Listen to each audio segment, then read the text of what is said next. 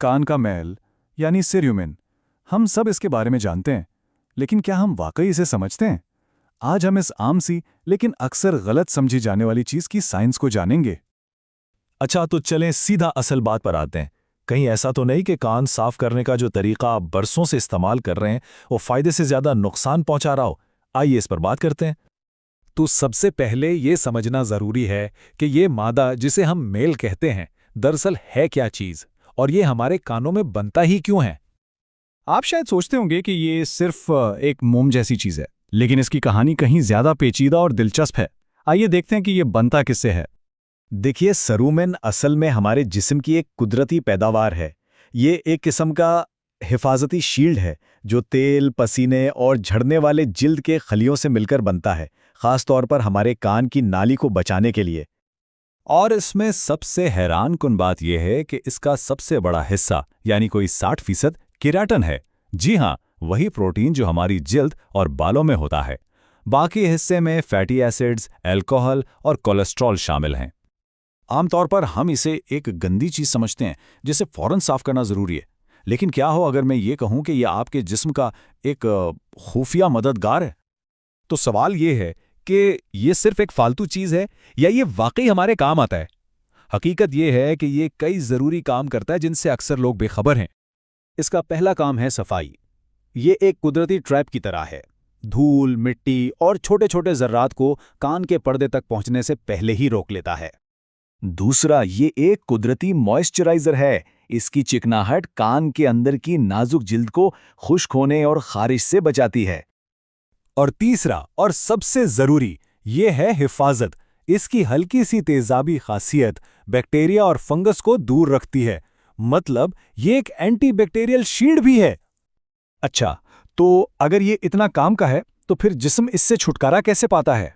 यहाँ पर हमारे जिस्म का एक बेहतरीन खुदकार सफाई का निज़ाम काम आता है। तो कान खुद को साफ रखता कैसे है? इसका जवाब ही वो वजह है कि हमें कानों में कोई चीज डालने की जरूरत क्यों नहीं पड़ती। इसको आप एक कुदरती कन्वेयर बेल्ट समझ लें। देखें, कान के पर्दे के पास नए जिल्द के खुलिये बनते हैं। फिर ये खुलिये आहिस्ता आहिस्ता बाहर की तरफ सफ़र करते हैं और अपने साथ पुराना मैल और गंदगी भी ले आते हैं। और पता है, जब हम चबाते या बात करते हैं तो हमारे जबड़े की हरकत इस अमल को और तेज कर देती है। आखिर में ये सब कुछ खुद ब खुद बाहर निकल जाता है।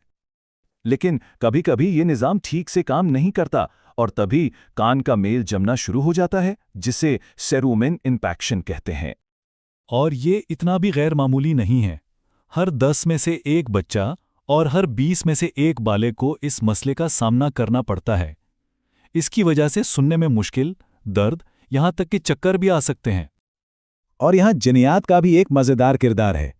ABCC11 नाम का एक जीन है जो तय करता है कि किसी का कान का मेल गीला और चिपचिपा होगा, जैसा कि आमतौर पर यूरोपी और अफ्रीकी नस्ल के लोगों में होता है, या फिर खुश्क और भुरभुरा, जैसा कि मशरकी एशियाई और मुकामी अमरीकी नस्ल में पाया जाता है।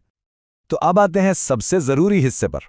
अगर सफाई करनी ही पड़ जाए तो उसका सही और महफूज तरीका क्या है और गलत क्या? यानी इस ज़रूरत से ज़्यादा जमा हुए मेल से निपटने का सही तरीका क्या है? माहिरीन का एक मशहूर मशवरा है और वो बहुत सादा है। अपनी कहनी से छोटी कोई भी चीज़ अपने कान में मत डालें। बस इस एक उसूल को याद रखने से ही आप बहुत सी परेशानियों से बच सकते हैं। तो सीधी सी बात यह है, क्या करना चाहिए? बैरूनी कान को नरमी से कपड़े से साफ कर लें। अगर डॉक्टर कहे तो नरम करने वाले कतरे इस्तेमाल करें। और क्या बिल्कुल नहीं करना चाहिए? कॉटन बड्स, कान की मोमबत्तियाँ या किसी भी किस्म की चीज़ को कान के अंदर डालना सख्ती से मना है। चलें इसको थोड़ा और समझते हैं। कॉटन बड से होता यह है कि मेल बाहर आने के बजाय और अंदर चला जाता है, जिससे रुकावट हो सकती है और पर्दे को भी नुकसान पहुंच सकता है। और कान की कैंडलिंग, ये तो बिल्कुल बेअसर है और इससे जलने का भी खतरा होता है। सबसे महफूज तरीका हमेशा पेशेवराना मदद लेना है, जैसे कि डॉक्टर से इरिगेशन या माइक्रोसेक्शन करवाना। तो कुल मिलाकर बात यह है कि हमारे कानों में कुदरत ने ही एक ज़बरदस्त खुदकार सफाई का निज़ाम रखा है। तो इस सब के बाद अब असल सवाल यह है कि रोज़मर्रा की आदतें इस कुदरती निज़ाम की मदद कर रही हैं या उसे ख़राब कर रही हैं?